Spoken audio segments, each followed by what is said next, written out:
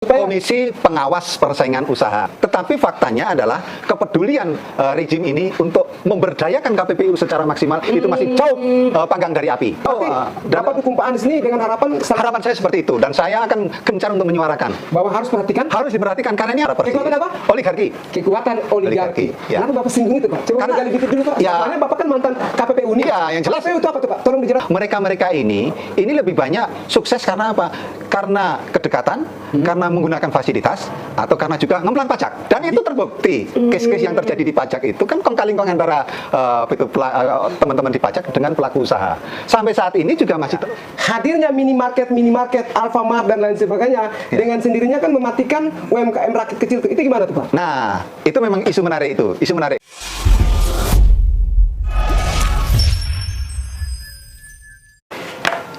Selamat malam, Pak. Selamat malam.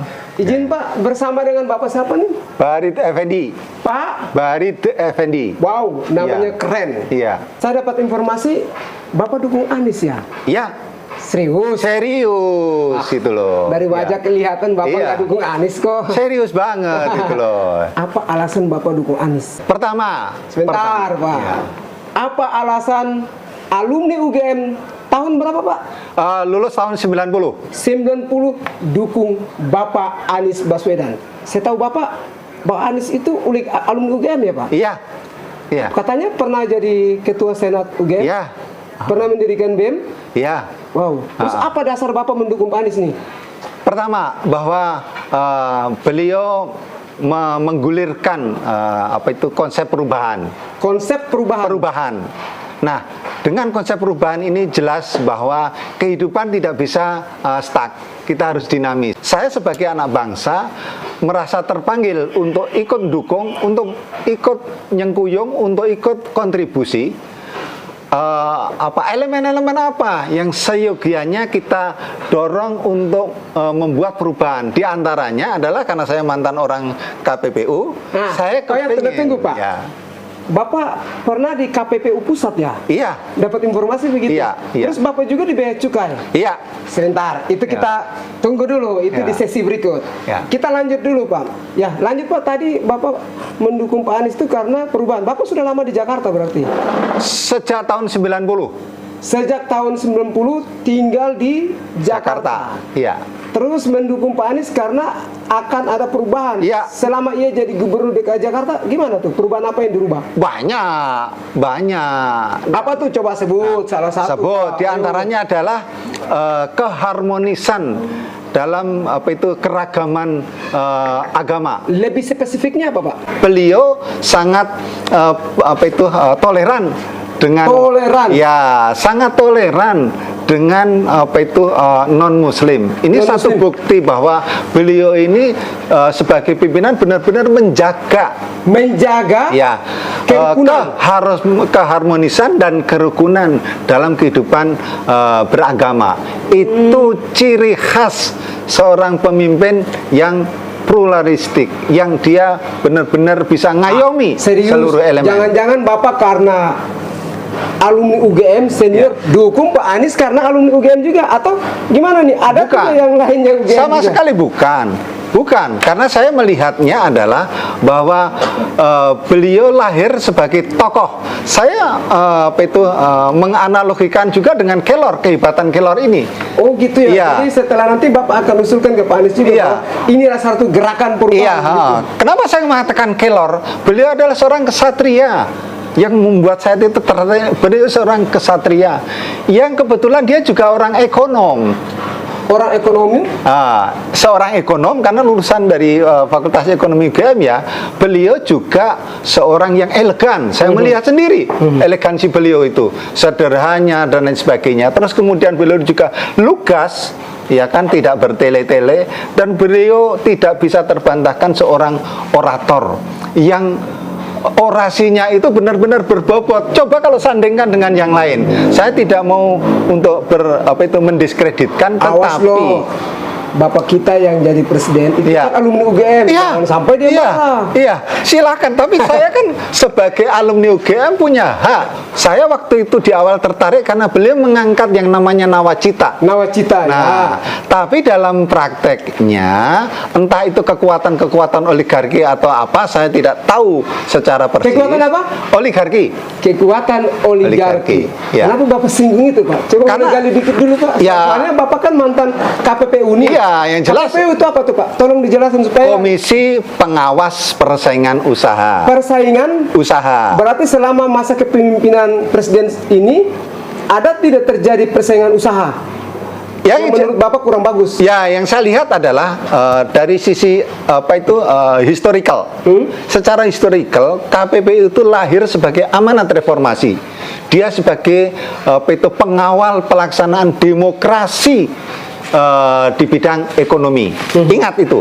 Tetapi faktanya adalah sampai saat ini di era Pak Jokowi pun kepedulian rejim ini untuk memberdayakan KPPU secara maksimal itu masih jauh panggang dari api. Ingat, kepedulian pemerintahan kepada KPPU itu masih kurang baik ya? Iya, masih jauh. Berarti Dan Bapak dukung Pak Anies ini dengan harapan harapan saya seperti itu, dan saya akan gencar untuk menyuarakan. bahwa harus perhatikan Harus diperhatikan karena ini amanat reformasi. perhatikan ke persaingan usaha begitu, Iya, Pak? iya. Kenapa nih persaingan usaha? Kok seksi banget gitu? Nah, persaingan usaha ini adalah merupakan pilar untuk menciptakan negara yang maju. Itu harus benar-benar persaingan usaha itu berjalan secara sehat, karena dengan bersaing itulah efisiensi akan terjadi, dan dengan efisiensi itulah maka dia akan menjadi pemenang dalam pertarungan baik di dalam negeri maupun di kancah luar negeri. Negara yang maju adalah negara yang persaingannya benar-benar berjalan secara sehat. Secara sehat, Iya. artinya tidak ada persaingan kiri dan kanan, Iya. tapi secara bergandengan tangan begitu. Iya. Nah, Pak, saya mau tanya, tadi kan Bapak sebut oligarki. Iya. Itu kalau kita lihat ada monopoli oligarki gitu. Iya.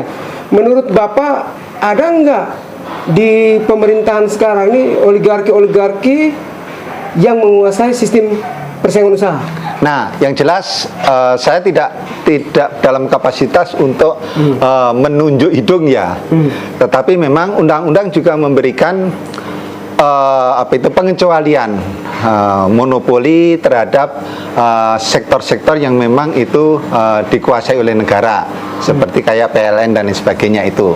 Tetapi di sektor-sektor yang lain, ya kan, sektor pangan dan lain sebagainya, itu praktek-praktek penguasaan persaingan usaha itu masih terjadi, dan itu tidak terlepas juga dari kebijakan-kebijakan yang dikeluarkan oleh rejim ini. Itu loh. Makanya saya melihat bahwa KPPU ini mestinya benar-benar mendapatkan perhatian yang serius dari pemerintah, agar dia benar-benar punya power, punya taring. Punya taring untuk apa? Untuk menyuarakan, menciptakan suasana persaingan yang menjadi sehat, sehingga perekonomian ini bisa Berjalan dengan baik. Boleh saya singgung satu Gimana, hal? Pak? 7 triliun ya. Itu dampak daripada persaingan usaha yang tidak sehat ini. Nah, saya dalam posisi ini saya tidak punya kapasitas lah untuk. Tapi paling tidak, kalau kemudian kita mau mengelaborate secara detail satu persatu, sebenarnya banyak. Tapi mungkin forumnya bukan forum ini gitu loh. Ya. Nah, selama Bapak menjabat di KPPU dan saya dengar bea cukai juga ya, Pak. Iya. Nah, di masa kepemerintahan sekarang, Iya. gimana tuh persaingan usaha itu pro rakyat atau memihak kepada oligarki yang tadi Bapak bilang? Oke. Prakteknya adalah kalau di bea cukai, saya era Jokowi kan saya sudah melimpah ke KPPU ya. Jadi itu sudah nggak relevan lagi saya angkat di sini. Tapi di era Jokowi saya memang sudah intens di KPPU. Yang saya lihat adalah, Berapa tahun tuh, Pak?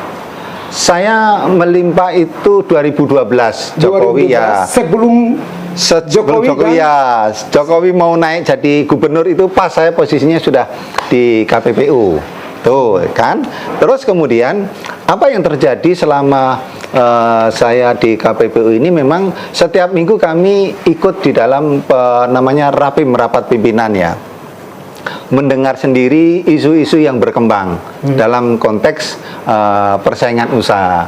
Saya melihat sendiri keluhan-keluhan yang dirasakan oleh teman-teman di KPPU itu juga adalah dari sisi kurang pedulinya rejim ini untuk memberdayakan Komisi Pengawas Persaingan Usaha. Ini pula yang saya melihat refleksinya adalah bahwa masih ada simpul-simpul persaingan usaha yang tidak sehat yang terus bergulir. Yang ini juga yang Pak, ini kan UMKM masuk dalam hal itu juga nggak, Pak? UMKM kan itu lebih ke grassroots. Ya, UMKM itu wilayahnya di Kementerian Koperasi ya. Salah satu contoh ya, hadirnya minimarket, Alfamart dan lain sebagainya dengan sendirinya kan mematikan UMKM rakyat kecil tuh. Itu gimana tuh, Pak? Nah, itu memang isu menarik ketika di dalam rapat di internal KPPU itu juga beberapa kali muncul. Karena apa? Itu bagian dari membunuh ya, membunuh ekonomi rakyat, rakyat ya.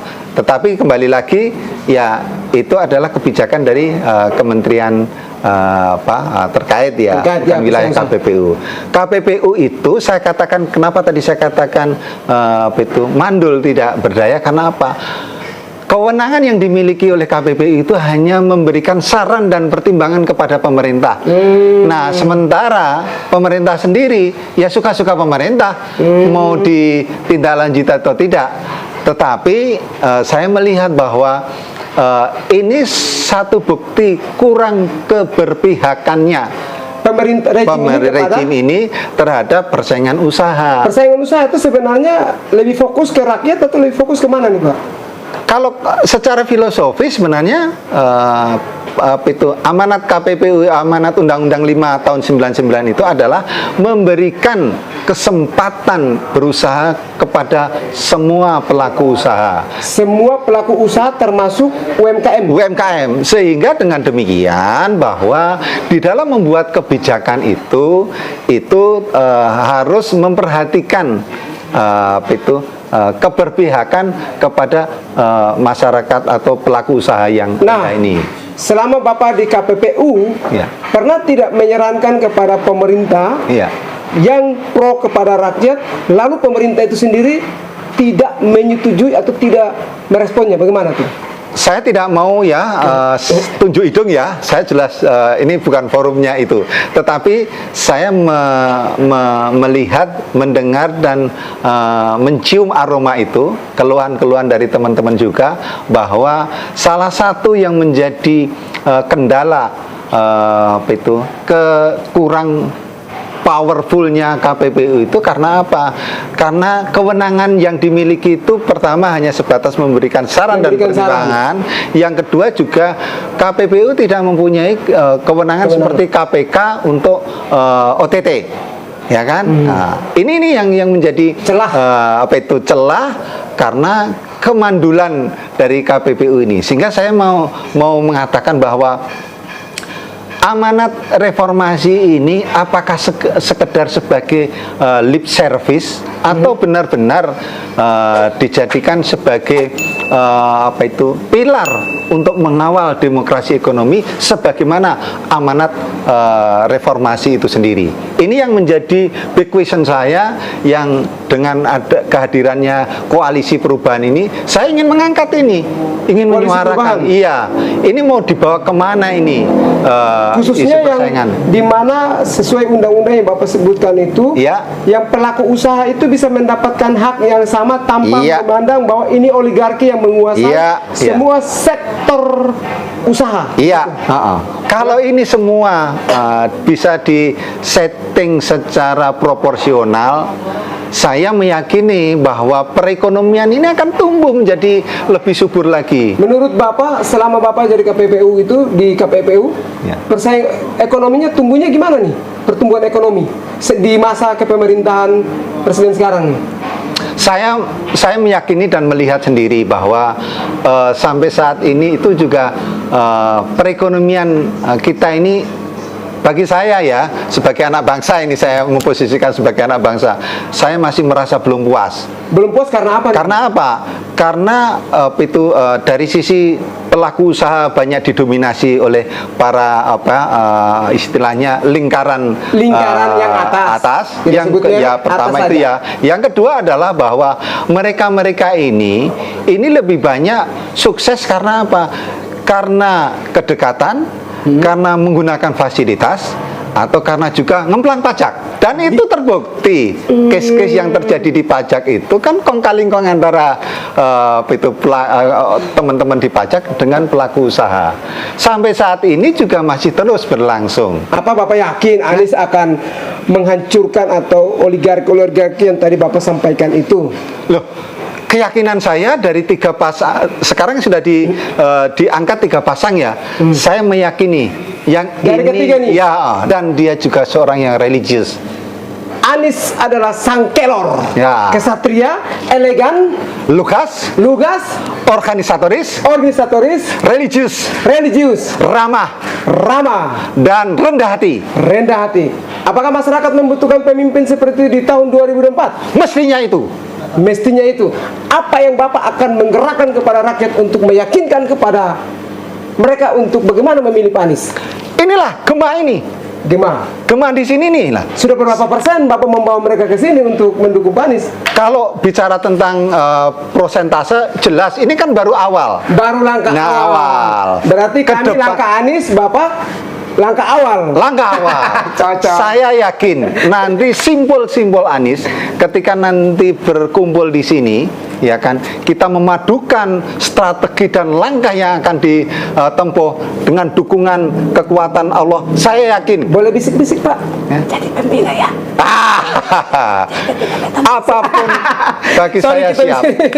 Beta Manis boleh jadi pembina enggak? Siap. Oh ya, teman-teman ada kabar gembira.